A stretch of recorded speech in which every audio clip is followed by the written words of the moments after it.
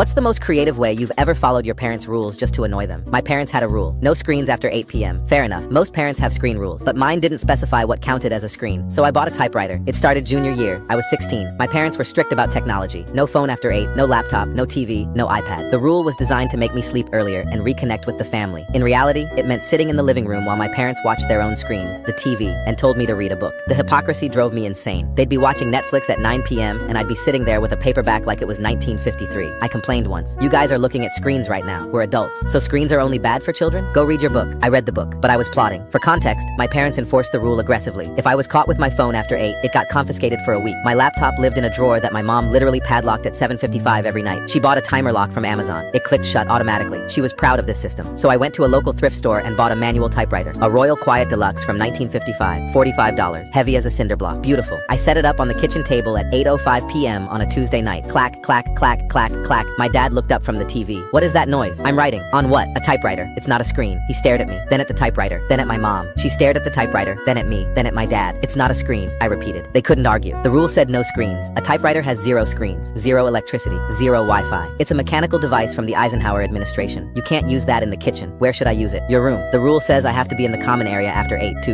reconnect with the family. My dad's eye twitched. I typed for 3 hours that night. Clack, clack, clack, clack, clack. The sound was relentless. The TV volume went up. I typed louder. My mom put on headphones. I typed harder. The carriage return, that metallic zing at the end of every line, became the soundtrack of their evening. They lasted 2 nights. No typewriters after 8. The rule says no screens. We're adding typewriters. Fine, I'll find something else. The next night, I brought out a recorder, the musical instrument, the one every 3rd grader plays badly. I'd found one in the garage from elementary school. What are you doing? Practicing music. It's not a screen. It's not a typewriter. And the rule says I should use this time productively. My mom covered her face with a pillow. My dad muted the TV, which was useless because the recorder was louder than anything on Netflix. No instruments after 8. The rule says no instruments. Fine. The next night, I set up an easel in the living room, a canvas, oil paints. I started painting, slowly, methodically, in complete silence. My parents were suspicious but relieved. No noise, no clacking, no recorder, just their son quietly painting. Then the smell hit. Oil paint has a distinct pungent odor. Within 20 minutes, the living room smelled like a chemical plant. My mom's eyes were watering. Is that oil paint? Yes. I'm developing a new hobby since you've banned all my other ones. It stinks. Art has a cost. Paint somewhere else. The rule says common area. Paint in the garage. The garage doesn't have good lighting. I need to see the colors accurately.